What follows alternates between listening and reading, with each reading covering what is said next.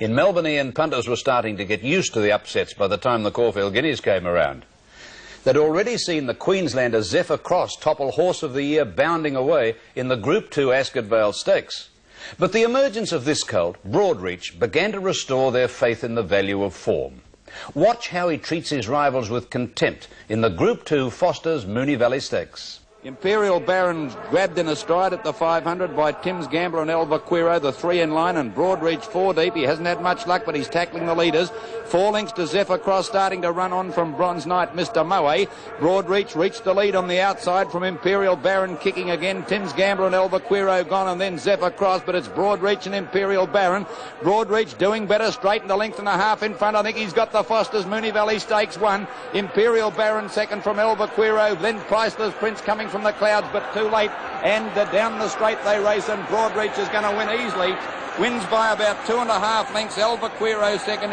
Not surprisingly, the $200,000 Group 1 Caulfield Guineas was seen as a two-way clash of Broadreach and Drought, with Imperial Baron and Wild Rampage the only other colts under double-figure odds.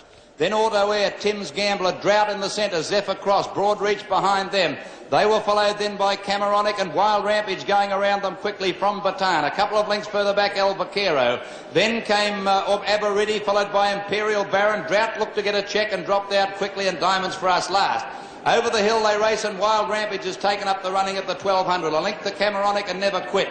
A length and a half, Sea Swell up running fourth today, followed then by Silver Shark. A length and a half, Broadreach. Then Zephyr Cross, followed by Tristram in that bunch of horses. Bataan starting to make a move. They were followed 2 lengths further back by Imperial Baron. Auto Air is just in front of it at this stage. Then Tim's Gambler. Drought's back third last from Abaridy, and Diamonds for Us. They come down the side at the 700. Wild Rampage about 3 parts of a length to Cameronic. Broadreach made a run but has been pushed 4 deep by Sea Swell. El Vaquero is just behind them from Tristram. Bataan, Zephyr Cross, Never Quit. Then Imperial Baron, Drought last of the main bunch. On the corner they race now. Cameronic, Wild Rampage, Sea Swell and Broadreach off the track from El Vaquero. Tristram trying to get out from Bataan. Imperial Baron looking for a run, and then Drought. In the straight they race, and Broadreach out wide has gone up with Cameronic and Sea Swell to hit the front. Then came Tristram behind them. Drought is struggling with Imperial Baron. Cameronic is in front. Sea Swell and Broadreach coming at it again from Tristram.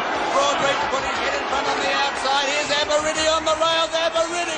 Abaridy's won the Guineas. Abaridy's win was certainly the single largest shock of the racing year. It was hard to say Abaridy fluked the Guineas because his win was achieved under difficulties and was a splendid individual performance. However, the facts remain that Abaridy had done nothing before the Guineas and has done little since.